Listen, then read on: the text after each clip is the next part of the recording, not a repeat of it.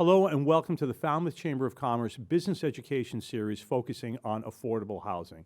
This is our second session differentiating between fact and myth. And I want to thank the Cooperative Bank of Cape Cod and FCTV for very generously supporting and sponsoring this effort. For those of you who tuned into our first session, we talked about the big picture, the overall issue, and we came up with some pretty good ideas, I think, about how the town can collaborate, possibly to start getting people to understand just how severe this problem is. Today I'm joined by a panel of people who work primarily in the industry, and we're going to talk a little bit about facts and myths, what the differences are of different types of housing, and really try to answer the questions that I'm sure many people have. So what I'd like to do is introduce our panel, starting all the way to my right, Elisa Magnotta, the CEO of Housing Assistance Corporation, Angela Scott Price, Select Board Member, Town of Falmouth, Wendy Cullinan, the President and CEO of Habitat for Humanity, and Leslie Pierce, the Assistant Director of Falmouth Housing Authority. And then all the way to my left, no stranger to housing here, is Karen Bissonette, the Executive Director of the Falmouth Housing Trust. So welcome, everybody. Thank you so much for being here. Thanks for having us. We had a fun session, the first one, but this one I think we're going to get more into the nails and the facts. And what I'd like to do is ask you if you could just, we can start with Elisa, if you can just tell us a little bit about your organization, what it is you do, the population you serve, and some of the challenges and your thoughts, going into the affordable housing crisis that we're dealing with right now. Oh, you want me to get into the challenges and the thoughts, do you? That's going to we're going to talk absolutely, and we're going to talk specifics as we go on. But I think it's important for people to understand that there are agencies working with different populations, and I think people think affordable housing, and it's a broad statement, and people don't really understand. So it is a broad statement because when you talk about affordable housing, you're talking about the affordability of the people who live in the home, and then you're also talking about the subsidy or the classification of that type of home within a town. So they get jumbled and mixed up, and so I'm glad we're having this conversation to kind of tease out those facts so people can get their minds around what exactly are we talking about. We're talking about our year-round population who live and work here that we're desperately losing, and I'm sure you heard that in the first session. Yes. And so glad we're here, and I'm here with my colleagues to be able to kind of, dig into it a little bit. So I'm the CEO of Housing Assistance Corporation. We're the regional housing agency. We receive grant funding from DHCD and HUD that allow us to do emergency rental assistance and Section 8 leased housing programs for the entire region. And we also have an energy and weatherization department, which means we go into low-income homes and fix them up and do utilities so their utility bills come down. So we'll do like their insulation and roofing and stuff like that. We also do first-time home buyer classes, foreclosure counseling, reverse mortgage counseling. Really, the way I like to think about our organization is it's the one-stop shopping of housing, and if we don't do it, then we definitely know who does. We refer to Habitat and our local housing authorities all the time, and other agencies that work in the housing field. But we have a contract to be the front door for the region. So people call us, and then we either refer them or use them, put them into one of our programs. Now, does that include the islands as well? Yes. Okay. Yep. So our contracts, many of our services are for the Cape and the islands, both Nantucket and Martha's Vineyard. And I'm sure you're very busy. We are busy. We also do housing development, and we've launched a couple of new programs, an accessory dwelling unit, technical assistance program, and we have about 150 affordable apartments in the pipeline right now. So we're also actively buying land and developing land and applying for those grants for that affordable housing as well. We talked a little bit about the accessory dwelling units in the first session. I'll look forward to circling back with you on some of your thoughts, Falmouth specific on that, and to get your thoughts on how we can maybe move that along a little bit and be really, really great. Yeah, I mean, I think that just people being aware, Anjali is such a great, advocate for housing, like lay people, regular people speaking up is the biggest obstacle we have in every single town, every single village is the resistance to housing and the lack of understanding of the need and the reality of what we're facing if we don't build enough of the right kind of housing. Yeah, very well put. You're right, and that really came through in the first session. And I'm glad you pointed out, it was great to have Angela here because I think what she represents is a select board that cares and understands. You know, Yep. we've had many conversations, and in Falmouth, we're fortunate to have a select board that really understands there's a problem, I think is willing to collaborate. So if you could speak to that a little bit, it would be wonderful. Yeah, absolutely. We've talked about it at length at our board meetings recently. I feel like it comes up all the time. Every time something comes up about hiring of the firefighters, which has come up a lot recently, if you've watched any board meetings, it's come up many times. So hiring of the firefighters and police officers and restaurants that are opening new businesses saying that they are having a hard time hiring, so they want to get through the process quicker, so they're asking us to sign off on things sooner so that they can make sure that they get their staff before the summer even starts, because they know if they don't get their staff early enough and get them hired and secure housing for them, then they're not going to have them for the summer. So it comes up all the time in our board meetings. I am very thankful that I know I'm speaking on behalf of the board, that all of the board members really feel strongly that affordable housing is a crisis in our community and across the Cape as well. And because we are the executive making body, we are the ones who make the policies, it is up to us to set that leadership example for the rest of the community that, yes, this is something we should pay attention to. And we also need to put our money where our mouth is, which is something that we've been working on. So I'm very glad to be participating in this conversation, because I want people to know that your elected officials definitely know that this is an issue and that we are supportive of finding solutions to it. Wonderful. You know, I had spoken to Chief Dunn, who was supposed to be at the first session, but he was called away, had another emergency matter to deal with, and he was talking about the 15-mile rule, the town border to town border, and how many of our police officers live in Plymouth and as far as Middleborough. So the fact that the select board is looking to change policy possibly and work to affect change is really heartwarming and Absolutely. very welcome. Thank you. Thank All you. right, wonderful. Wendy, can you tell us a little bit about Habitat Yeah, and what sure. you folks do? So we're Habitat for Humanity of Cape Cod. We're one of 17 affiliates in the state of Massachusetts, and we serve all 15 towns on the Cape. We serve a population of 60 to 80% of area median income. We just raised that from 65 as the top level to 80% for some of our builds moving forward, because we realize there's so many people in that level that just cannot afford, typical housing. We're a private charity. We do fundraising here on the Cape. We do rely on the town's TPC funds and housing trust funds for land. And challenges to our program are we just can't build fast enough for the number of families that apply to Habitat. We do build with volunteers, so it takes a year for us to just, construct the home. So that's what's a little different from our program than the other programs. But what I think it's really important to know, for the community to know, is that we're a team, and I think I hear a lot about, sometimes I get the impression that people may think like we're in competition with HAC, and it couldn't be farther from the truth. Alicia mentioned that, they refer people to Habitat, and we certainly refer so many people to HAC. They have programs that serve a different population. To qualify for a Habitat home, you have to have an income and be able to pay a mortgage. However, it's an affordable mortgage. It's $800 to $900, and no one's seeing that anywhere on the Cape. Certainly so. not. Certainly not. And thank you for having Habitat here at the table today. Well, we're to be part of delighted this. to have you and Thank looking you. forward to some spirited conversation here, Thank so. Okay, Leslie, can you tell us a little bit about, the population you folks serve? Sure. Let's see, the Housing Authority in Falmouth was established in 1948. We serve very low and extremely low income families. We provide subsidies to those folks when they've made it to the top of a wait list. We qualify them, and it's federally funded and state funded, so we have a Section 8 program. We have programs that are funded by DHCD. We also provide the town's senior housing and housing for folks who are disabled.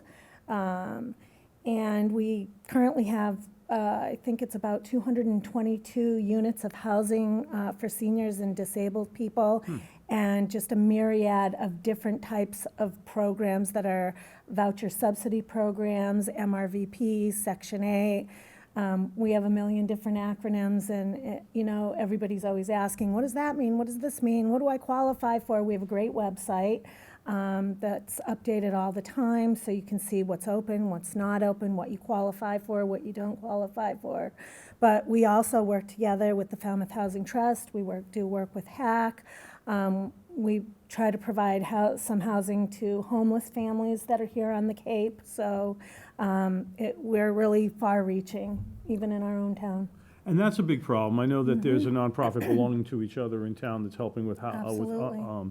you know, people don't really think so much of homeless people in Falmouth, but it's something that's really growing, and it's becoming so problematic, and I'm so glad to see that you're helping in that too. And I'm also hoping as our conversation moves along, you can shed some light on those acronyms, because I think people are confused, and I know we're going to talk a little bit about all that to try to educate everybody. So thank you so much for being here as well. Thank you for having us. Karen? Yes, thanks so much for having all of us. And I'm with Falmouth Housing Trust, but I have to say that these ladies sitting here, I am in constant contact with them about one thing or another. So just that we collaborate makes us all stronger, I think.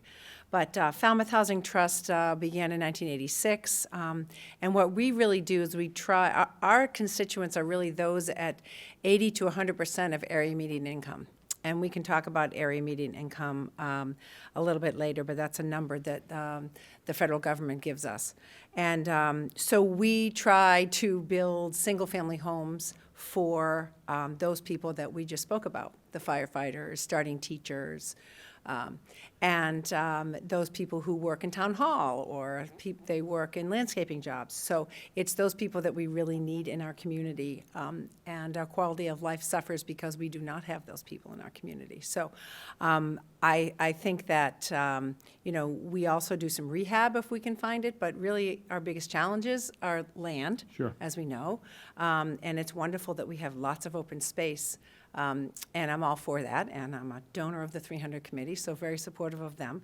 But there needs to be some sort of balance. So we do, to find property, as my colleagues can tell you, is really hard. So, and I also want to say that the Select Board has been very, very instrumental in us getting some town money this past town meeting in November. So as far as I'm concerned, the Select Board we have now is the dream team for affordable housing, because they're extremely supportive, and we do have money in the Affordable Housing Fund for people who want to build affordable housing at this point.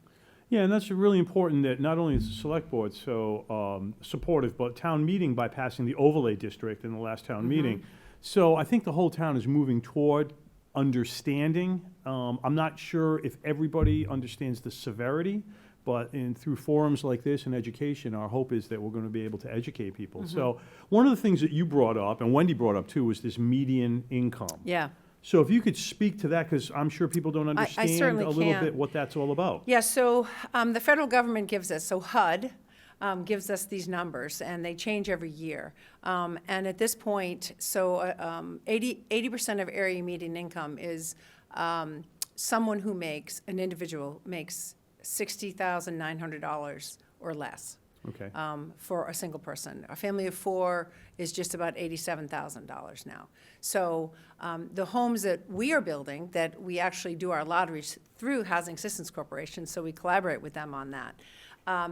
So someone needs to be able to get a mortgage, so they need decent credit, and they also need to put 3% for a down payment. Okay. So so the area median income is what we have to base that on. And so 100% of area median income is a person who makes about $73,000 a year, or a family of four is about $105,000. And when you think about that, $100,000 is not what it used to be. So if you have two parents that are working and then they have three children, when you have two parents, that's two people making $50,000 a year. So it's really important for our community to understand that people aren't making a lot of money, right? And if you don't make a lot of money, probably your credit isn't great, so it's really difficult to get a mortgage. So remember, they're getting a mortgage just like you and I would go get a mortgage, but it's based on a house that costs less money. Two-edged sword. So when you talk about that number, the median income, and that number goes up each year? Yes. Okay, so the last couple of years, with pandemic, people working from home, people who maybe moved down and used their second homes, would their income also be part of that Yes. and drive that number up? Interestingly enough, as we all know in this room, it went from the area median, so the family of four, it's based on the median income for a family of four in Barnstable County. Okay. So last year, the federal government said that number was $89,300. And this year, it's $115,600. That's a huge jump. So what we're seeing is, now we know people aren't making more money on Cape Cod, the people that we're talking about, our constituents. Yes. What we're seeing is that people have come to the Cape, and now their W-2 address is now Barnstable County. So their incomes are higher than we are used to here because their companies are not on Cape Cod. So it has gone up significantly. And Elisa said earlier, so is that good? Yes, maybe people are making more money, but then, of course, housing costs more. So it doesn't really help. Yeah, can I just interject? Yeah, So, please. so with the HUD numbers going up, what we're finding is that there are more people, more local year-round residents that will actually qualify because it's a higher income now. We've elevated the income, but that means the maximum allowable rent has also increased. So it is no longer technically affordable for somebody at 80% or 60% AMI. So it's good for covering debt on a new construction, but it's not good for the people who move in. I'd like to, it's like numbers are only numbers unless they're meaningless unless there's context, right? So Absolutely. So one of the ways that we kind of talk about this, like what's AMI and what does that mean, is that when you look at what the cost of housing is and how much you'd have to make in order to afford the housing that's available today, then you start to see the gap and the need for this kind of construction, these kinds of subsidies, right? So right now, we know that a 2-bedroom is renting for a minimum of $2,000 a month. In the Outer Cape, they're $2,400, $2,600. They're more, right? Wendy knows. Like we cannot believe the numbers we're seeing. That means that a household has to minimally be making $75,000 a year to qualify for a landlord to say, yes, this is a viable amount of money they can pay. This is a risk I'm willing to take with this tenant, right? Because that's a legal agreement. Sure. The landlord has to do their due diligence in who they select. So if you know that the rents are that high, but the incomes are lower, the reality of the people who are applying, that gap has to come from somewhere, right? That's where like Section 8 housing or the MRVP vouchers, that kind of rental assistance comes from. Just really quickly, can we clarify, Yeah. HUD is Housing and Urban Development? Yes, the Good. federal Housing program. That's great. It's what we want to do, right? Yeah, Educate. it's a federal program. So like we have the housing authorities and Housing Assistance Corporation, we get similar types of funding. We offer similar types of programming. She's funded directly from HUD. I'm funded through DHCD. Which is the Department of Housing and Community Development. For the There we go. state. For the state. Yes, So okay. the state has a statewide housing authority. They act as the statewide housing authority, so they get an allocation from HUD, and then they divide their allocation up to certain agencies around the state. But we have similar programs. Right, yeah. Just different, it's just paid through a different resource, but similarly run. Right, makes sense. That's Yeah. very helpful. So for people to understand that money comes from different places. Right, Right, they we're not do. competitors. She has her book Correct. of business. Yes. And it's similar to mine, and it's very needed in that town. It's based on the population of the town and the needs of the town. Ours allocation is based on the state numbers and their allocation through the state. So you guys are never competing for the same funds? Correct. No. Okay. We offer similar programs, but we're not competing for That's them. great. That's good to know. How does Falmouth pair in comparison to the other towns on the Cape as far as monies coming and? So, believe it or not, I think I was just speaking to our director the other day, and she was telling me that Falmouth is now the largest housing authority on the Cape. Okay. We're larger than Barnstable Housing Authority. And we are considered a quasi-entity. So we're not part of the town of Falmouth. We're not considered part of the town of Falmouth. We don't get any funding from the town of Falmouth. All of our funding comes in for our budgets from HUD and DHCD. So that's where our funding stream comes in. And then we apply for some grants and, different things on the side for money that we need for in other areas. But we're a quasi-entity. We stand on our own and run these programs, within the town. So it's very interesting from my perspective to hear these different agencies doing different things. You're dealing with elderly population and disabled folks as well Yep. in a rental situation. Absolutely. Right, Trying and to you're find dealing a with rental. rentals as well. You're building houses. So I think that's probably part of what's kind of confusing to a lot of people. A lot of people think housing and they think, oh, first-time home buyer, how can I buy? But really, there's a huge demand for a rental market out there. Huge, yes. And I don't think people understand that. And there aren't, and just Falmouth alone, our housing production plan that is voted in by the select board, the one that's currently being used is from 2019 to 2023. And the consultant came in and said that we really need 370 new housing units over this 5-year period. We're getting there, we're creeping along, but 85% of those were supposed to be rentals and 15% homes that you've single family homes that people purchase. And thus far, in that amount of time, we have 6 homes that have been purchased. 6. Now, that's the rental side. There have been many. Now, that doesn't include the 10 that Habitat is going to put online next February.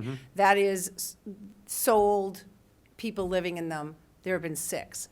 So, you can see that we're kind of moving along slowly, and we need to do more. And we need to do more proactive things, right? So, and we need the cooperation of everyone in this room, the town, and we just need everyone to kind of delve in. We don't need neighbors coming to us and saying, oh, yeah, that's a great idea, but can you move it somewhere else? Do you have land somewhere else you could put that? Yeah. And I actually said to a neighbor, do you have some land that you'd like to give me?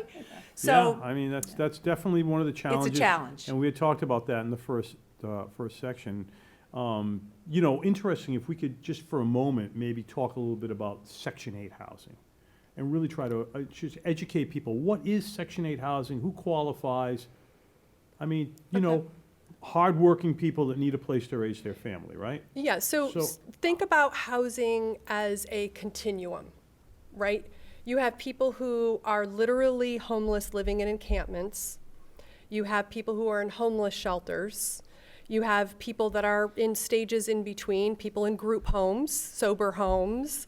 You have people who live in rentals either by choice or because of economic situations. And then you get into home ownership, affordable home ownership, all the way up to high-end home ownership, right? So when you start thinking about like who are we talking about, you're talking about people who are entering the housing market or needing a place to live based on a life situation and circumstance, and they're entering at different points, right? So a Section 8 client could have been homeless and received a voucher that then put them into a rental property. It could be someone who was in a market rate and applied for a rental voucher and won the golden ticket, right? Takes 5 to 10 years to get the golden ticket for a rental voucher. And so what that voucher does is it allows them to pay 30% of their income. They have to pay 30% of their income, sometimes 35%, depends on the program. Okay. About 35% of their income. Take home or gross? Gross, The and gross there's number. some other deductions that are Okay. made, Just- but it's just, typically gross, Yeah, okay. right? Thank you. Whenever you start talking about like housing affordability, you're talking about gross numbers. Okay. There's some home ownership that does some deductions, but let's not get into that, right? Depends on the program. Sure. So generally, you're talking gross pay. So they're required to pay 30% of it, and the subsidy pays the rest of the rent. Okay. Right. So it was a way to not have big, huge, tenements and affordable housing complexes like in the old days, where you had them all in one section and all the poor people went to one school. This was a way to spread it into the market, allow regular people to build the housing and manage the housing, like all of us could be landlords to a Section 8 client. And so then those constituents, those clients, get to go to regular schools. They're not treated as an us and them. They are participants in the community and society, and they just have a lower income job, or they might be on disability, or they might have a medical reason to be on the subsidy, and the government, our tax dollars, pay the other part of their rent. Okay. So it's a way, and now with housing being so expensive, you can see how that subsidy for CNA workers, childcare workers, right? People who work with developmentally disabled, those jobs pay $15, $17 an hour, maybe $18 an hour. Okay, so $18 an hour is $36,000 a year. We already said you need 70 to afford a market rate. Sure. You can see the gap is just too huge. Sure, too huge. And I just want to say something that contributes to that gap.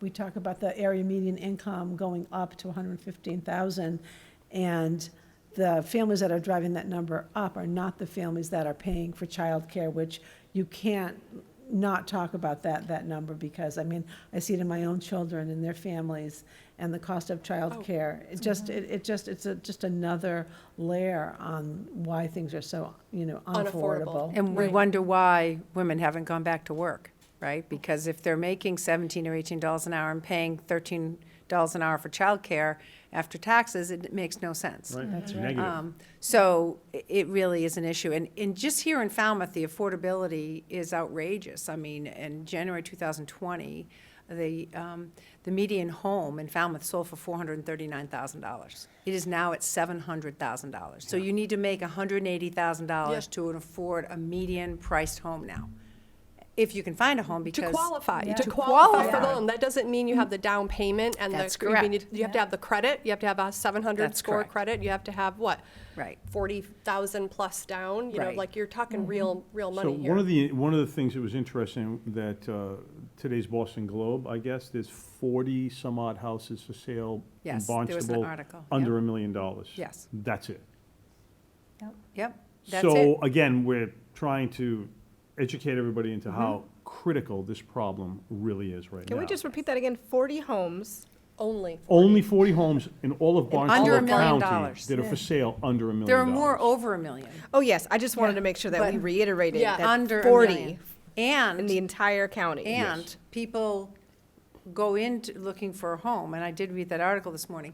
They go into looking for a home, and people are accepting offers 20% more than the ask, and for Right. cash. People coming in with cash, and if you don't have cash, if you have to get a mortgage, you are at such a disadvantage The because, seller's not going to wait. right, So let's go back to rentals for a second, right? Because a rental is a person who is an investor, is owned by an investor. Sure. Right? And they satisfy a very important niche of housing that we have to have in order to have a viable community. You cannot have a community if you don't have rental housing. Correct. I mean, the whole continuum, right? But there are people that by choice or by circumstance choose rental housing. Absolutely. And typically, you should have about a third of your housing should be rental housing.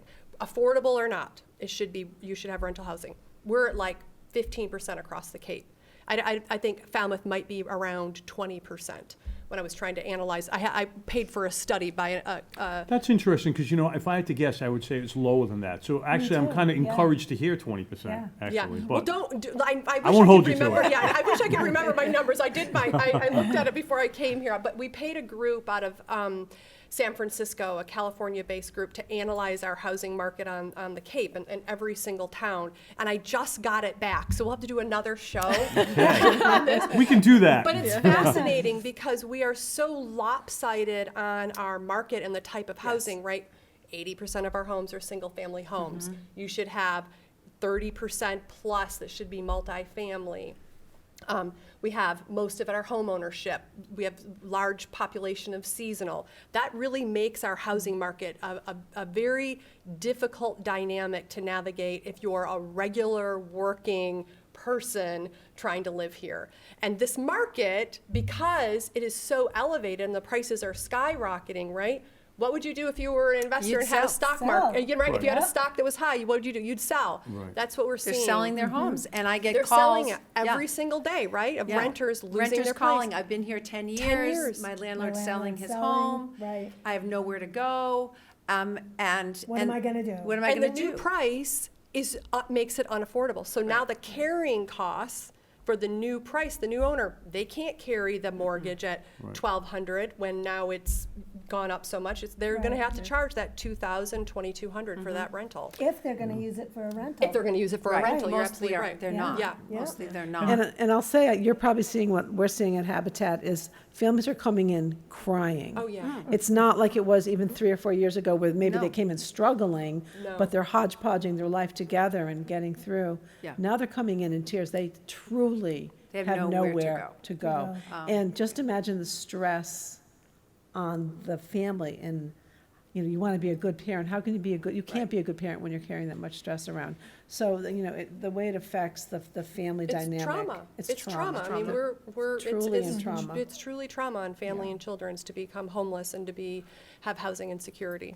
We have 21 homes we're building right now. For the 9 that we're going to be starting this summer, we have 103 families praying. Yeah, Applying that for they those get. 9. They've applied for those homes, and it's It heartbreaking. really is a lottery. It Yeah. truly It really is a It lottery. truly is. Yeah. I'm fortunate enough to serve on the Falmouth Scholarship Association, and I spent my weekend reading 65 applications, and one of them actually made me cry, and the young lady talked about her home and that she had moved 15 times. Now, this child is 17 or 18 years old, right? And that she talked about her home being her younger brother and her mother and her father, regardless of where they lived, they were her home. And I'm thinking to myself, most of us have no idea. We just don't have any idea. And the parents both work, because I can see on their application, they're both working parents. And it's traumatic. And so I worry about our future generations because. The reality is, these families a lot of them are in winter rentals, right? So the summer, they're sleeping on a porch, or they're staying at a Tenting. campground, or there's mattresses under the dining room table at a friend's house. And, we don't think of this as Cape Cod, but this is the reality of Cape Cod. We don't typically build for people suffering from homelessness because, like I said, they have to pay a mortgage, but we are seeing more and more now where there's people with jobs, with incomes that can qualify for a mortgage, living in their car. I think that's another interesting point that is often missed, is that when we think about homelessness, we think about people living on sidewalks and in tents and whatnot, but there's also many people who live in their vehicles because they have to have their vehicle to get to work, because one thing we don't have here on the Cape is a lot of public transportation. And if that's somewhere safe that you can be to get out of the weather, that's where people stay. And just because someone has a vehicle or they have a cell phone doesn't mean that they're not experiencing home insecurity. A lot of people are. We have an outreach team that works with people who are literally homeless, and so we go to encampments and we get calls from police. We work, with other agencies that do this work as well. And over the past 2 years, our caseload has more than tripled. And just the image you have of a homeless person, of what they're on the street, they're pushing a cart, they're just scratch that right out of your head. Like, we just opened one of our houses over the winter for 7 people that are over 70 And homeless. and homeless. Yeah. They had one woman, she's 88. If you saw her, silk scarf, just the most amazing, beautiful woman. Worked her whole life, husband died. Lost her place. She went into a rental, and they have no children, no family around, right? And went into a rental, and the rental sold. And her best idea was to pack up her stuff and live in her car in the Shaw's parking lot. We found her, and we were able to get her into this temporary house that we propped up over the winter, and now have been able to find her successful housing. But this isn't like one or two, it's not a unique story like you're saying, like there are lots of people out in our community that are housing, they're unstable, it's insecure, if not homeless.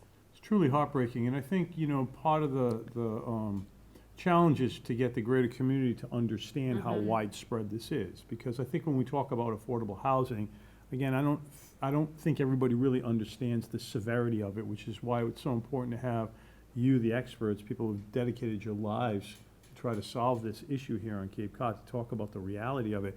I know my wife's a teacher at Falmouth High School. I know she's had students who've been living in homeless shelters who come to school every day. They're trying to live a normal life. And, it just doesn't seem like something like that is possible in a town like Falmouth when there's so much wealth.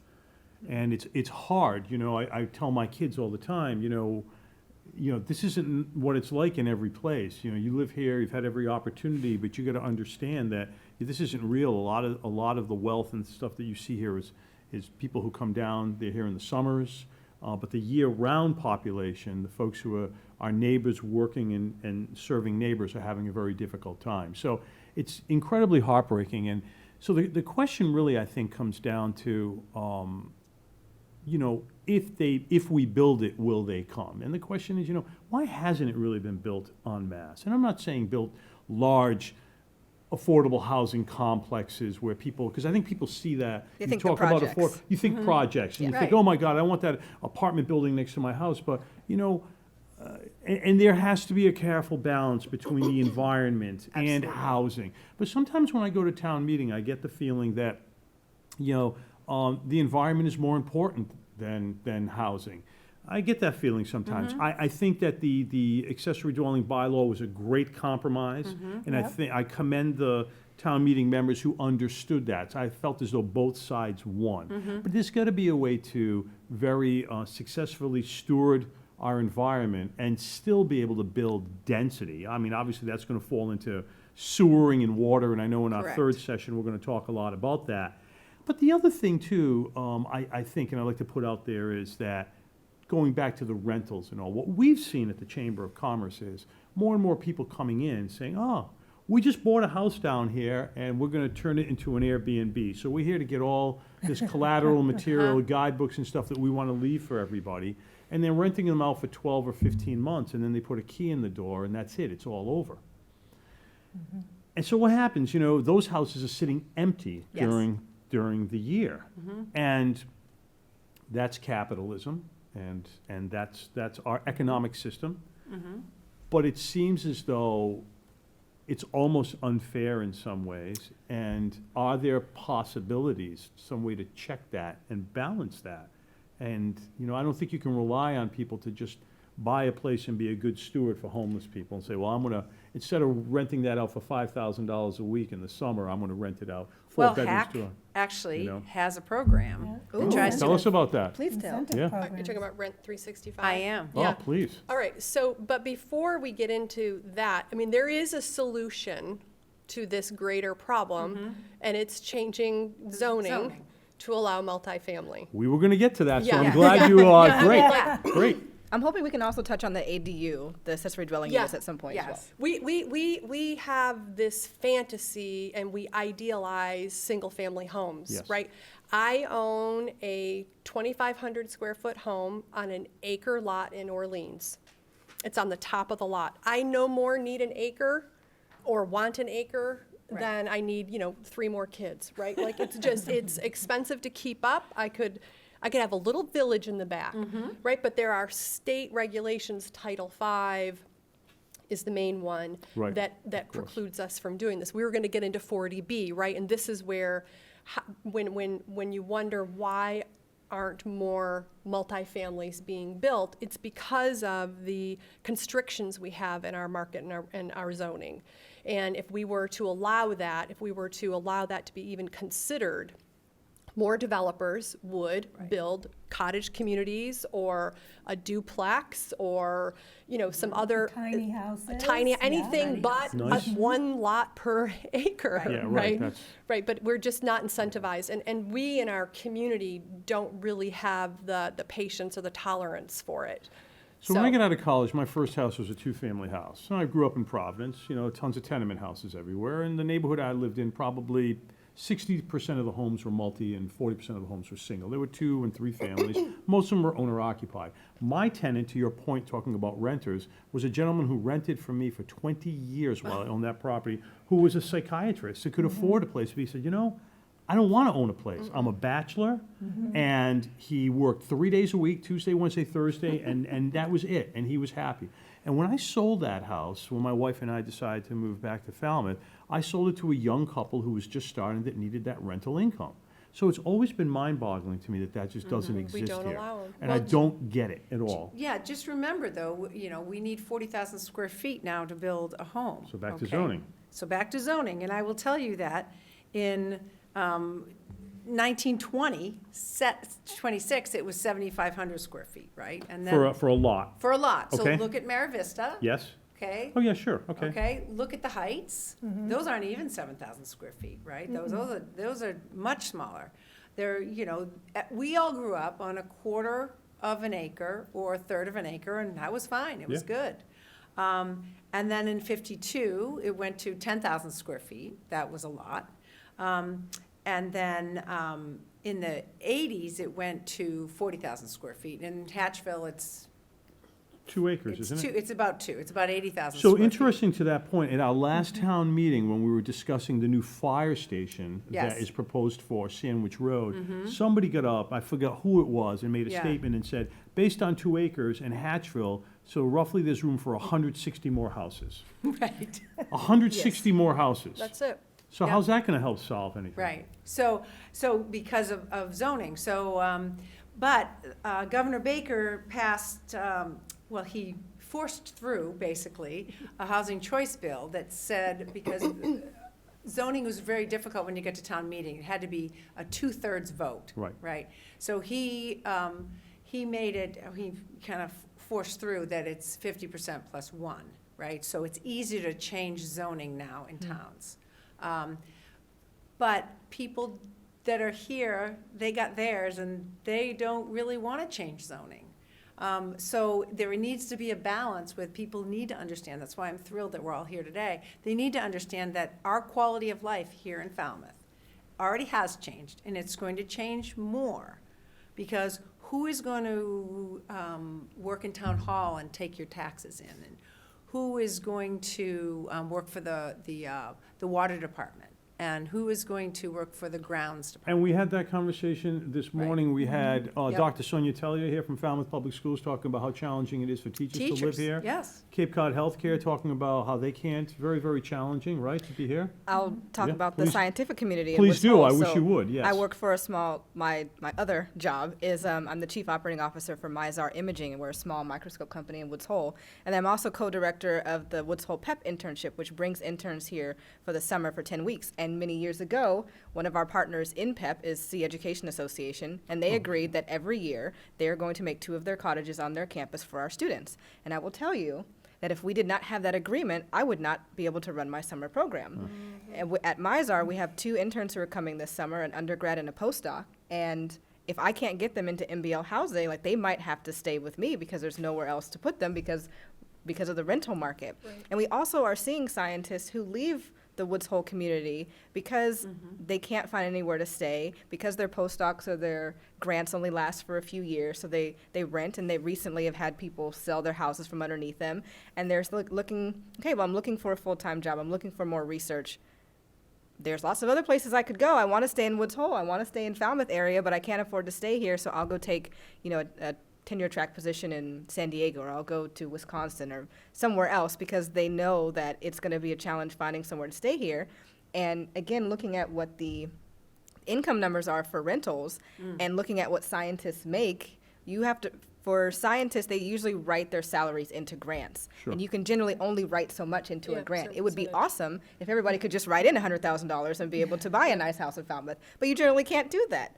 So they're struggling in the scientific community as well, and also thinking about how do we get more people to stay if we can get them more housing. Right. So it is the quality of life for us in town and for all the things that we enjoy in town, but also the community is such an important piece of Falmouth and so spectacular and world known that that's also struggling because of this issue. So one of my favorite arguments that I hear when I start talking about like the integrity of the town and people living and working in the town is they can move to another town. Right? They can move off Cape. move I don't know off if Cape. anybody's paid attention to the price of gas, which isn't going to Almost change anytime $5 a soon. gallon, Right. Yeah, no. One of my employees came to me yesterday. He commutes from Bridgewater, and he said it cost him $30 a day to drive to work.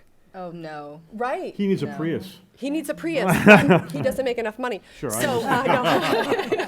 but these are serious implications, right? right. Like, it's gone are the days of, oh, they can move to a cheaper town. That's the famous, Yeah, not saying anymore. from, a woman in Chatham who was against, affordable housing, and people came out and lambasted her. But like, they can just move to Orleans, or they can move to, Eastham or another town and commute into Chatham. Gone are those days. People have a quality of life that they're looking for, a quality of life that they can actually replicate, and there are businesses that will pay them to move closer to them and in a place that's more affordable. So. And we need that diversity. Like I grew up here in Falmouth. I Right. was so fortunate, and the diversity that the scientific community, I think, brings to our entire town. The kids that go to school, the offspring of those scientists, and I just think it brings the diversity. And we need older people, we need middle-aged people, we need younger people. When I moved back here, I was 36 years old, and the average age of someone at the time, I think, was 46. And now that I'm in my 60s, it's older than I am, and I considered one of the younger people in town, and that's really scary. I look around town meeting and I think to myself, oh my God, there aren't that many people that much younger than I am. And Well, and that's a good point. I Yeah. say to my wife all the time, we're going to be old people living in a town filled with old people. That's right. And that's the statistic, the way it's going. But, just to revisit what you said about Governor Baker's, Housing change. choice, Yeah. yes. So is the answer, because I don't think people are aware, is the answer, I think most town meeting members are thoughtful. yes. I think there's a mix of folks who've grown up here and lived the majority of their lives here. Mm-hmm. And I also think we have a lot of talented people who retire and move here, who have done really outstanding things in their own communities. And volunteerism is alive and well here Oh, in yeah. Falmouth. And I think we have a lot of thoughtful people. So are we missing something? Are we not educating town meeting members enough to Yes. fully understand? Because they're voting, of course, being a town meeting that, we have select number of town meeting members. Right. They're voting on behalf of their constituents, not just on how they feel. Right. So representative town meeting. Well, really, what can be done to educate folks to understand that this is mission critical? We're not going to have any businesses down here that are successful if they can't hire people. Right. And we're not going to have any equilibrium, is the term I like to use. Equilibrium within the community.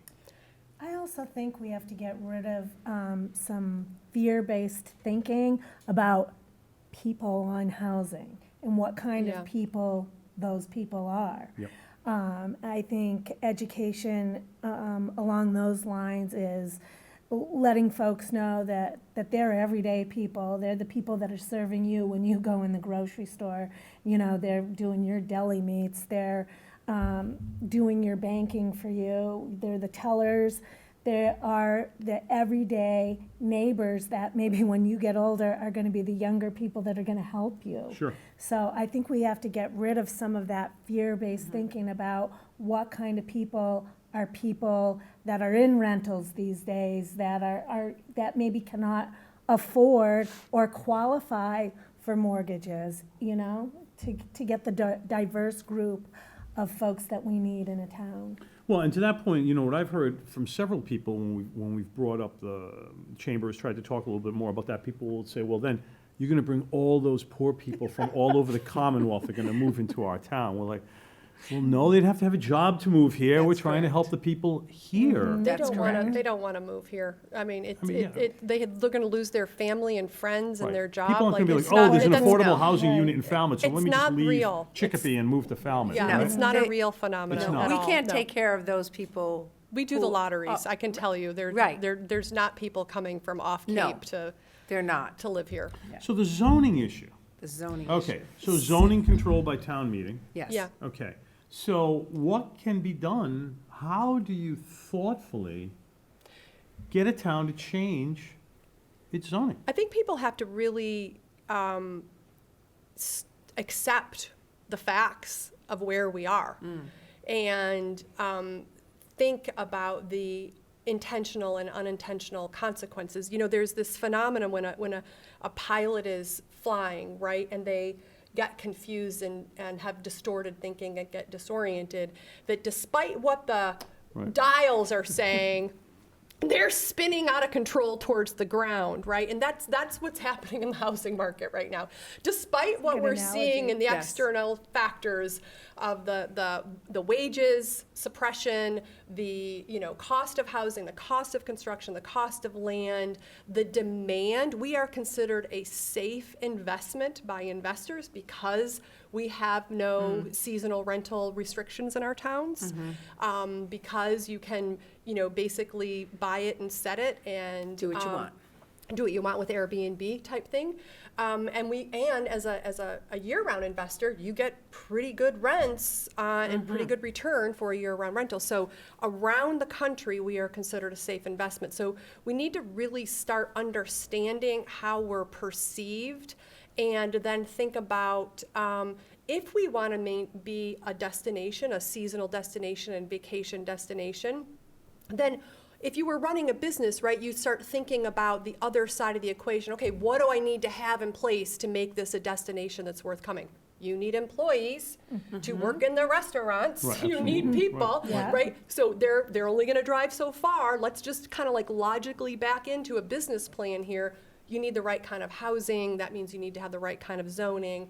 You need to incentivize, Habitat, Housing Assistance Corporation, other developers to be able to come in and build it. And you need to take advantage of the 40B legislation. So let's talk about 40B a So- little bit. Yeah. So let's talk about 40B, 40B lets you skirt some of the zoning laws. Now, I am a nonprofit and I build 40Bs. So all of mine are nonprofit. Wendy builds also within the 40B legislation. And the good thing is, and so does HAC, the good thing about that is that they're all, they're all for the low to moderate income And how, people. explain a little bit how it works. So in 1969, there was legislation Yes. that really what happens is that you can, because there was obviously a need for affordable housing, you don't have to follow all of the same rules, okay? So there could be an undersized lot, for instance. It wouldn't have to be 40,000 square feet. And that's another thing in town. Anyone who has an undersized lot out there that they don't need and they can't build on, I can build on that. So. Yes, so I- can we, Karen. Using can the you. 40B. So using we the can 40B. buy and build on those, right? That's what we Okay, want. Great, because good- we have special Good rules. information, right? So, Yes? yeah. Yeah. So we can build on those, okay? We just have to go through a process that we either go through the town and it becomes a friendly 40B, which is called a LIP process. Okay. Or we go directly to the state. We go to either Mass Housing Partnership or Department of Community and Housing Development to get a letter from them of approval, okay? And then we have to go through a process with the zoning board. So it allows housing to be done. Now, for for-profit developers, they have to do 25% of their houses to be affordable. Right. And they get same kind of, the legislation allows them to have things like this, lots can be smaller. For instance, Kendall Lane, they're putting 28 houses there. 7 of them, and HAC is doing the lottery for those. 7 of those houses will be for $270,000, whereas the market rate houses are Yeah. between $850,000 and $1 million. Well, that's amazing. So Okay. can we just clarify for the people watching this? Yes. If a developer wants to build a 40B. Yes. And they have to have, we'll just use Kendall Lane because that's nice numbers. So they're building 28 homes and 7 of those are going to be affordable. But all of them get to benefit from the 40B process. Yeah, so it's special state legislation that allows a developer, if a town hasn't met their 10% threshold, 10% of their homes have to be affordable, in order to be able to still fall within the 40B legislation. That means that then a developer can go to the ZBA and file for either a LIP or a local comprehensive permit, and that's their zoning pathway is expedited and is different than following the zoning rules. That means if you haven't met your 10% affordability, developers don't have to follow the rules exactly as the town has voted on them. And what's Falmouth's percentage? 7.2. So haven't met the 10%. No, have not met. And it's an arbitrary number, honestly. Orleans is at 10%, and you still have to be diligently adding the right kind of And they still need inventory. more housing. So Yeah. the 10% to me is never going to be enough, because we know we need more Well, you're saying housing than that. a It did- third. Yeah. In Orleans, it's happened, but you have to look at the whole housing market and the population that lives there, Sure. right? And like, how much Understand. money do they make, and what kind of housing I do you understand. need? I think the reason why I wanted to clarify that is because when we talk about building a single affordable unit and people push back on saying, well, you're skirting the zoning laws by having smaller lot sizes, and yet if a developer goes in and has mostly market rate units with some affordable units, doesn't seem to be nearly as much concern about that. And I think that's an important distinction to make, because it's not just about skirting the zoning laws. It's people don't want those people in the affordable units anywhere. But if it's in with the built in with market rates, then it seems it's more palatable for people. It's more acceptable for people. It's not. No? No. I understand what you're saying, but there are so many examples of 40Bs being run out and being delayed. There's one happening in Hyannis right now that is, very, very public, that people are against housing. They're against density, and they're against housing, especially rentals. If you're building a beautiful McMansion, no one has anything to say. Right. You I think know? that's kind of my Right, point. exactly. Is if you're building for a certain class of people, Exactly. it's acceptable. Then And it's- when you're not, and it reminds me, I've recently just finished reading The Color of Law that talks about Yes. how our government segregated communities and redlining, and it's the same thing, but we're just using different language. Instead of, oh, we don't want the black and brown people, we don't want that lower class of people, is what we're saying Right. now. Exactly. And Yeah. it's just so reflective of what we've said in the past, and so these fears that we're having to get over is like the same thing we've had to get over Well, again and again. absolutely. Clearly, a since at least social justice. 1969, we've known there's an issue, right? Well, Haven't clearly solved we that have. yet, before that And I even, will but- tell you, and Angie and I have spoken about this, is that you do not have a healthy community if those in your community are not housed. There Absolutely. are just dozens of studies, Robert Wood Johnson, the Kaiser Foundation, all these studies that say that someone cannot be healthy if they do not have a secure home. So there's a wonderful book called Evicted. I don't know if some of you have read this book, but it's a wonderful book, and it talks about this. But think about that. So how can your physical and your mental health be good if you don't have a secure home? So, it goes beyond, some of the things we've been talking about. But overall, how can our community be healthy if we have people that can't afford? And it used to be. We cannot. No, and it used to be, like, when my parents bought their home in Falmouth, right? My dad made $10,000 a year, and our home was $30,000. And that's how it should be. It should be 3 times what you make. It shouldn't be. third, that's It should be a third, right? Yep. Nowadays, right? You don't Think even about it. earn a third of what you pay for the That's house. correct. It's But like that's it. how it should be, and No idea. that is what the federal government says that you should be paying for your housing as Yeah. well. And we have so many people on Cape Cod that are paying 50+% for their housing. Yeah. And those are the reasons that they need to apply to get on a housing program. Correct. Because they need that buffer. I just want to give an example of, I don't know why I lean in, I know you can hear me. That Angie made about, it really is those people. It really is It an is. attitude that fear. we don't want. Those people, they don't understand that phrase, what they're saying when they say those people. It's so discriminatory. And we, right now, Habitat, in one of our outer Cape towns, we've been in litigation for 15 years. We could have had 4 homes built 15 years ago, and luckily, we have a board member who is representing us at no cost. Otherwise, we would not have been able to fight this battle, but it just went to trial again, and we're waiting for the judge's decision. And we're really hopeful this time, just because of the way the questions are asked, that we'll be able to build those four homes. But I remember, so Rabbi David Freeland is on our board of directors, and I will always remember his words when he, in an early conversation I had with him, he said, "Do you realize every winter in Hyannis, 40 people freeze to death in the woods Yes. every year?" And we've had that happen in Falmouth. So Belonging Mm-hmm. to Each Other does a memorial service every year. And there are men and women who die in Falmouth from being exposed because they're homeless, Yeah, which is mind-boggling to me. Cape Cod. That can in our happen anywhere. wonderful community. Wonderful. And we are a wonderful community. And I have to say, I hear it all the time about those people, right? And some of the things that I hear are not too pleasant, and I'm not, like, I grew up here. My family's been here since, I don't know, 6 generations or something like that. And this is not how it should be. It's just not how it should be. And it's not how it was, when I was in high school. So we have changed, I have to say. It's changed dramatically. It's and- changed and- dramatically. yes, absolutely. And I'll tell you that part of this The housing gap choice is bill. widening. The gap is The haves widening. and the haves not. That's correct. And the trajectory isn't good. No, I mean, if it's we not. stay on, we're going to be a museum, Yeah. right? Yeah. It's going to be a drive-by, look at those Yep. houses that are only Yep. Well, lived in the it's summer. It's just not challenging when you possible. live in a society where success is measured in terms of wealth or Right. celebrity.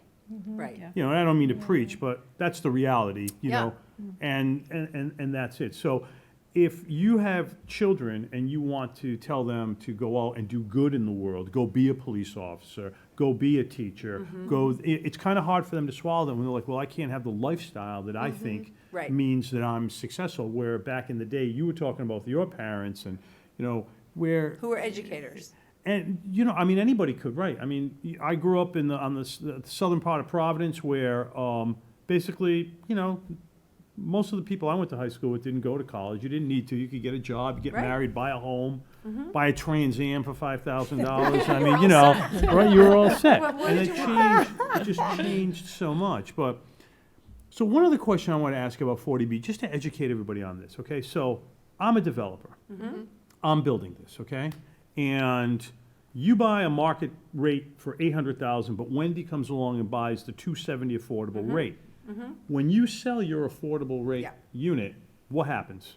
There is a multiplier in that deed restriction, so they're all deed restricted, and there's a multiplier in there that is multiplied times that number we talked before, the county number for that year. So this year it's 15,600, so it's the multiplier times that number, and that's the maximum resale price, right? It's So- based on income, not the housing market. Right. So Nothing to somebody do with the can't housing get market. that and then make a huge profit on it. No way. It goes back to an affordable person. Yes, and they have to qualify. Great. Another person Yeah. has to qualify. It That's- always qualify. stays. Good for people to know, because I've also heard the comment, well, I don't think it's right that somebody can just go in and buy something for this Well, price here- and turn around and sell it for a Yes. huge profit. Yeah. And Wendy can speak to this, better than probably any of us. But to me, one of the beautiful things about buying an affordable house is that your housing costs are locked in for the duration of Right. your ownership. And that means you can do other things with your money. One of the things we hear, well, they buy a fancy car, or they, go on a fancy trip, or whatever. It's like, okay, that's kind of the point of getting an affordable, is to be Have able what to everybody live an else has. expanded life. Right. Right, you can afford childcare now. It's not to keep someone small. They keep having their own economic mobility over their lifetime, just like we all do, right? But at a point in time, they qualified, they lock in their house payment, and they also lock in how much equity they can make, because they can never chase the market in a Right, regular market rate home. It follows the income trajectory. It doesn't follow, in order to be affordable, it's got to follow the AMI scale, not the housing market So scale. I always say, we hope this single young mom meets the man of her dreams.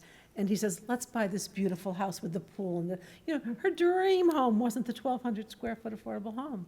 Right. So we want. Right. And then that home is available to another Somebody else, family right. that is Exactly. going to benefit and hopefully grow their life. Because that's what we all want to do. We all want to earn more. We all want to have better things, a nice car. I got a phone call about Yeah. maybe a year ago that said exactly what you said, Elisa. I just drove by that house you finished building, and there's a, I don't know, Mercedes. not a No, Mercedes, but some whatever, yeah. Alexa, whatever kind of car in the driveway. I couldn't even Yeah. Oh, heaven forbid people who couldn't afford to live in our town actually have a nice life. Yeah, And actually, exactly. people don't think that just because you don't make a lot of money, you don't deserve to have nice things. You don't deserve That's right. to enjoy life. I mean, and the whole thing about people should just live somewhere else. Falmouth is a nice place to live, so people shouldn't deserve to live here just Yeah. because we don't pay them enough to live here. That is just so Absurd. frustrating to me. Yeah, small-minded, very yes, small-minded. yes. I have a Yeah. little story, and I'll try to tell it quickly. One of our homeowners, when I first started, was living in a one room above a garage, and she had 2 children, and she said, I was so thankful that I had a place to live, but I could just about stand in the middle of that room and touch each wall. So, that's where they lived, that's where they played, that's where they had sleepovers, that's where they did their homework, that's where they slept, this one room for their family. And then she moved into her Habitat home, and she said, I was finally able to, she had to turn down a 50-cent an hour raise or she would have lost her child care vouchers. That's what she felt her trap was. Like she was working for a cleaning company, hardworking, paying daycare, but wouldn't have been able to afford it without her vouchers. So when she was in a Habitat home and she could take her raise, I'll tell you right now, she owns her own cleaning company. She employs 40 people at the height of the season. Awesome. She's starting her second business. So that's just like, Yeah. take the Right. chains It's a great off. story. When you Exactly, get the take the chains stability, off. you can become creative, Yeah. and all Yeah. sorts of other things, Yeah. I think, start to flow. Yeah, and I'll tell you right now, I'm I thinking think- of the 6 homes that we're building, not too far from here. One works for a mental health nonprofit, one works for an eye doctor, one works for the town of Mashpee, one Right. works for Right. Gosnell. I mean, And Those I would- people are right, your those people, friends and I will tell you that, and out on neighbors. Locustville Road, there were 3 affordable houses there, which Falmouth Housing Trust is the monitoring agent for. And one of the families that moved in, the father, there is a husband, wife, and 3 children, and he works for the town of Falmouth as a dispatcher. Yeah. Okay, so Yeah. those are the people That that are moving qualify. into these homes, Right. okay? Right, Those are Maslow's those people. hierarchy of need calls it self-actualization. So it's a real thing, right? Like when somebody has stable housing, stable food, they can actually become who they're meant to be, right? That's the base of the pyramid. That's That's the literally the base base of the pyramid. right? Yeah. And we're all striving to get to that self-actualization. It is different on the rental side. Someone can become Yes. over income on the rental side, and they can't stay with the subsidy. Home ownership is it's a different product, it's a different, But that's even great because there you go, there's another step. So I'm earning more now, I'm losing my voucher, but now I'm Exactly. gonna probably go into one of these other programs. Exactly. Moving towards self-sufficiency. Self-sufficiency. That's Yes. exactly So the right. That's system the is in word. place, people just don't really know about it. Right. And I think there's a lot of that, we don't want those people to move into town. Yeah, we've had clients that are literally homeless in the homeless shelter, one of our homeless shelters, got a voucher. She was a single mother, right? She then starts making more money, paying less, saving money, gets the lottery to buy an affordable home, and then again saves her money and now is in a market rate. Right, Yeah. so that's like the ideal right. of It's the somebody who's progressive moving ideal. through the Yeah. economic Nice. mobility of their life, like we all did and we all had available to us. Right, outstanding. Yeah, independence, right, that's the goal. And if other people do have questions, they can just call my office and ask questions. It doesn't need to be, it can be, people call and ask about housing all the time. Yeah. And it's, and I'm more than Well, happy. I'm hoping that everybody watching, whoever has those undersized lots now, are gonna be calling Yes, to call me. donate those lots. Call me. I'll put a Absolutely. beautiful home on there. I'll put a beautiful home. Life, liberty, and the pursuit of happiness. Boy, Yes. there's an original thought, Yeah, right? that's a That's good really one. what we're talking about. Hey, you're onto something there. Right, huh? So I know you wanted to go back and talk about accessory dwelling units. Yeah, I wanted to let people know about that. It was something that I was interested in for my home, but my lot is too small, so it's not something that we can do. But I was hoping that we could just kind of discuss what it is and how people can find more information about that. Because I have heard the people who have taken advantage of the ADU bylaw have really felt that it was worthwhile, and we've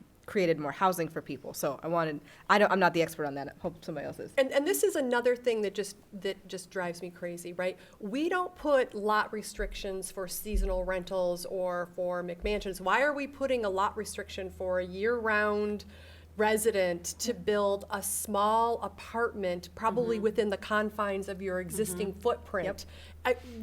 That is counterintuitive. Again, kind of thinking about the unintended consequences of our decision. Sometimes we make things more complicated than they need to be. But an accessory, but I digress.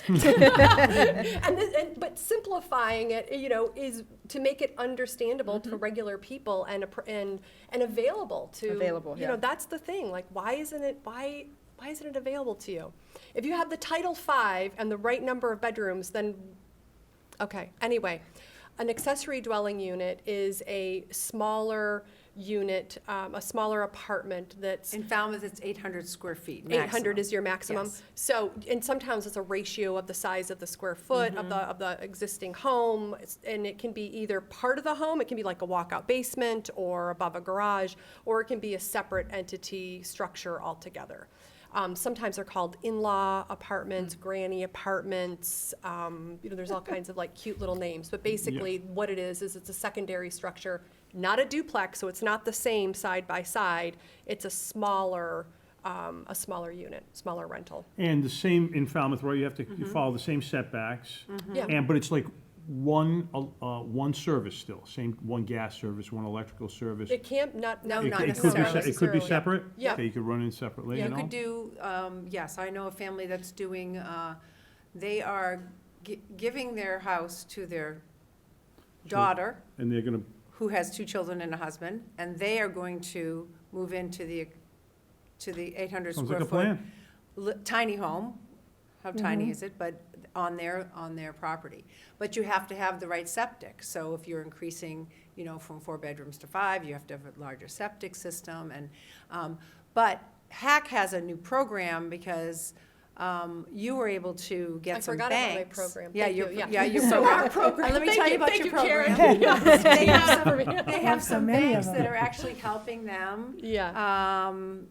The Coop Yeah, I and think Cape Cooperative Cod Bank of 5. Cape Cod is doing that, yes. Yep. Cape Cod 5 as Yep, well, great. and they're helping with the financing for these special units. So what we learned, we did a pilot internally because we were wondering kind of the same thing of like, why aren't more people doing this? Our housing is so expensive and the rental market is so fabulous. Why aren't more people doing this? And we really learned that housing development is hard, right? It's complicated and you got to like know some stuff in order to get through.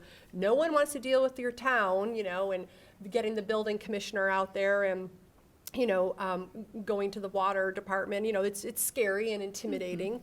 And so we wanted to try to dispel those myths. So in our pilot that we did, we walked through the entire process, drawings, working with contractors, having contractors come on site of a homeowner. What does that feel like? How is it different than a regular construction, right, where you don't have the homeowner on site? You're just, it's blank land or whatever it is. And really learned a lot along the process of what it takes to get one under construction and then rented, and took all of those learnings and created a technical assistance program that now we offer out to homeowners to walk them through the whole process. It's like SOPs. And- That's and- awesome. Yeah, it's awesome. And one of the obstacles we learned was that this is why we approached the banks, is that the cost of construction you had to have the income to qualify for the cost of construction. There was no loan product that counted the future rent of a unit. Like they do when I'm going for a loan at Housing Assistance Corporation, right? They take my units that I'm gonna build and they project out what the rent is gonna be. That's how they know whether or not I'm gonna be able to service the debt. Sure. Right? That loan product wasn't available to an individual homeowner. You had to do a home equity loan or a construction loan, so it had to use Yeah. the homeowner's income, different, Right. right?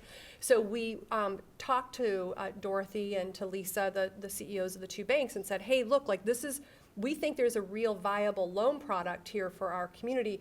If you could count the future rent as a partial payment to service the debt. And they're like, oh my God, that's so great idea. So they both created loan products that analyze the construction and the rental a little bit differently. That's So there you go, fantastic. thinking Yeah. outside the box, Yeah, trying to solve the collaborating. problems. The only way we're Yeah. gonna get Yeah. even to touch this is if we have to start doing things differently, because clearly what we've been doing has not been working. that successful. So we need to really think outside the box. And if anyone has any ideas, we'd be happy to listen. You know, another thing that we've done, sorry to interrupt, but when you said that, like, think differently, we formed a partnership with Association to Preserve Cape Cod, which is the leading environmental agency for our region. And usually our two agencies would be on opposite sides of the table from each other, right? Looking at land and saying, no, don't build, and we'd be saying, yes, build. And what we did is our two teams got together, and we've spent the past 2 years going over the maps of Cape Cod in every single town, looking at where we agree that we should be conserving for legitimate environmental and water quality reasons, and where we agree that we should be building higher density and allowing higher density by right. And the first part of the conversation was determining what those facts are that we both can get our arms around of you know, what are the characteristics that we absolutely have to preserve on both sides to create this priority housing. And then we laid the data out through GIS and worked with the commission, and so it's agnostic. You know, you take the data, and we agree on the characteristics, and you just lay it out across the Cape, right, in every single town. And it's quite shocking how much land that we agree should be conserved because of true environmental reasons, true water quality reasons, and how little there is left available for the areas that we agree should be for high density. And we're about to publish those maps May 6th, the end of this week, next the following week. I was just So- about to ask for yeah, those, so yes. yeah. So Great. every single town, and they're hopefully going to be, you know, a point of discussion of people coming together and trying to decide zoning changes, right? The purple, which is the housing priority area, we're saying multifamily by right, make it as easy as possible. There should be nothing stopping redevelopment, development, looking at density in those, appropriate density in those areas, and using town dollars to help either build out the sewer or incentivize the construction. And the same thing on the land conservation area. Town dollars and any kind of conservation should be focused in those green areas on the map you'll see. Instead of, sometimes we're fighting over the same land, and we're trying to restrict or hold something in conservation that really should be redeveloped. We're seeing that in Hyannis. You know, some people are trying to say that a piece of land that really has no value, has no environmental value, other than just being open. They like it open as a golf course, that's the reason it should stay open as a golf course. But if you look at the facts of where it's located, that it's on sewer, it's near downtown, couple that with the housing crisis that we're experiencing, the highest and best use for some pieces of land is actually housing. It's Sure, actually and we higher have, density and we have that construction. in Falmouth for sure. So Yeah. I'm going to be very curious to see the overlay map. Yeah. I'll because show you. We've identified a few ourselves. We're, Yeah. you know, very, very interesting. And on that topic, I just want to say Habitat, we're so happy, we're working with a couple of our architects and are developing what we're calling our bungalow cluster, which is a denser model for these types of, you know, Areas, appropriate yeah. areas where we could start, you know, looking at a denser footprint than what we've been doing in That's the great. Well, past. density That's is the great. answer. I mean, is. that's the only way we're going That's to be able to really get the number of units in that we need, and We have to build our way out of this. There's no other way. there is no other way. And it's not just Falmouth, it's not just Massachusetts. There is a lack of housing nationwide. across the country. Right. Yeah, I just want to add that when we're talking about density, we're not talking about the projects and things that look like the projects. Right. You can look at lots of European countries where they have lots of open space, and the way that they build, it's just different. It's just different than what we're accustomed to, but it doesn't mean that, I know a lot of people really like the Cape Cod style. I'm originally from Los Angeles, and I love the Cape Cod style. And there is a way to have multi-unit, dense places that still have that Cape Cod charm, that still look Absolutely. very cottagey, but it just designed differently on the inside. I'm also a civil engineer, so I know. understand. I totally understand that there are different ways that you can make things work. We just really need to get people to think beyond, you know, what they know. And what they Right. think they know is if you say dense or multi-unit, it's Right. going to look like the projects, or it's going to be super tall or Yeah, something of like course, that. obviously, we get the It height doesn't- requirement. doesn't We have don't, to doesn't be. have to be high. No. Right. But it And that's doesn't have great. to be It doesn't have to be full flat. story Right. either. Well, like There are the options. village of Chatham and, P-Town, and I don't know about the town in Falmouth, but those two towns, everyone, they're the destination that everyone wants to go to. Zoning today wouldn't allow either to be built. No. Downtown Falmouth has Same thing in Falmouth. apartments on top Yeah, of the you wouldn't be able to stores, build. and it's the way it should be, but they couldn't build them now. Yeah. Because of zoning. So, again, it's We're like getting the, there. the We're getting practical, zoning is so boring, but it's the So rules important. of the road, but it's the, But yeah. it's important for everybody to get together, the whole team to run down the field in the same Yeah, direction and get people to correct. educate people and get people to work, have government lead, obviously, Yes. and everyone else support and collaborate. So, and that's interesting what you were talking about with the density and the civil engineer piece, because as you know, you're gonna be joining us on the third session as well. We're gonna be talking about that in the next session coming up. We're gonna be talking about possible solutions and looking at outcomes that other communities have done. We've got some great stuff. But before we go, I would like you all to just share a parting thought. And the last one I asked everybody, would they be optimistic or not about getting out of this? And everybody said optimistic, so I'm very happy about that. But I would like you to just tell us, what you think is the first step and the most important thing that we can do to get the ball rolling. Well, I am an eternal optimist. People who Yes, know me you would are. say that. I also believe that this community is filled with wonderful, wonderful, thoughtful, generous people. So we need all of those people to help us do this. So we need obviously, yeah, you can throw money at things, and we need money, right? But it's advocacy. And so I would say to everyone out there, be an advocate for your community. Let's make our community better than it is by including many more people. Wonderful. I like that. Leslie? I really think we have to be open-minded. And we all bring something to the table.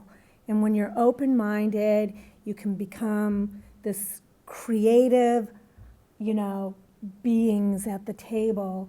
And I think if everybody's on the same page, you're educated, you know what you're looking for, I think, you can build it. It'll be there. You'll grow your community to be a healthy, diverse community, and that's what we need. Wendy? Yeah, I think everyone at this table lives on Cape Cod because we love Cape Cod. We love the character of it, so we're not trying to change that. So don't block us out, right? Listen to what we're saying. We're trying to make decisions, very thoughtful decisions, because we care about where we live as well. And we need it all, whether it's condominiums, rentals, apartments, single-family home ownership. We need to say yes to all of it. If you're about to say no, stop and ask yourself why you're voting no. Like, really be thoughtful about it. Yeah. Yeah, I love that. All right. So Joy? I am optimistic. I've seen a lot more discussion about affordable housing in this crisis recently, so I think that education is key. What I'd like to leave people with is a challenge. Challenge yourself, just as Wendy said, challenge yourself about why you would say no to these things. Challenge yourself on what affordable means. Challenge yourself on who these people are. Why do you even think these people? Challenge yourself on what density can look like, and really look internally and say, where do these ideas come from? And are these the right ideas? Is this the legacy that I want to leave in the way that I vote, in the way that I think? And it's difficult to look in the mirror and ask yourself these questions, but it's the only way we're going to move forward is if everyone works together to look at themselves and look at the issue and think about how we want to be written in the history books. What side of this do we want to be on? That's a good way to say it. Yeah. I'm Lisa? I'm an eternal optimist as well. I ended up here on an accident, and I've been here for 20 years. I moved here from Los Angeles and raised my 3 daughters, and so I'm with Karen. Like, this is very intentional, and Wendy said it as well. Like, we live here, we participate in these communities, we raised our families here, and this is us designing our Cape Cod, and it is changing, and it is changing to a rate that my 3 daughters won't be able to live here, right? And I'm sure other people can say the same thing, or their grandchildren. And that's a fact. And if we want to change that trajectory and we want to keep this a place that we take care of each other and that we look out for each other and that we have good colleagues throughout the entire region, then we have to be very, very intentional about zoning, which is dreadfully boring, and the type of housing that's allowed to be built here, because that's the foundation of everything else, of good health, of our good economy, of even being able to maintain a seasonal community. It all starts with housing and the right kind of housing. Wonderful. So we need people to be involved. That's the bottom line. That's the bottom It's line. participatory democracy here. You got to go to town meeting. You got to call Anjali and tell her what you Well, I think. think also here in Absolutely. Falmouth, the important thing is with representative town meeting, you need to reach out to your town meeting member and let them know how you Yeah. feel. Particularly as these things come to town meeting floor. So people need, the citizenry needs to get involved and demand that there's housing that's affordable for all. So we have equilibrium in our community. Our businesses can thrive, our families can thrive, and we can all live in peace and harmony, have part of that American dream, so. Thank you so much to our Thank you, very Michael. Thank talented, dedicated, and passionate panelists. It was wonderful. Ladies do an outstanding job every day. Thank you. Thank you, Michael. Yeah, on behalf of the Falmouth Chamber of Commerce, I'd like to thank the Cooperative Bank of Cape Cod and FCTV for sponsoring, supporting this event. Stay tuned. We're going to be going into session 3. We're going to be talking a little bit about possible outcomes and solutions, but on behalf of our panelists, I bid you a great afternoon and evening. Thank you.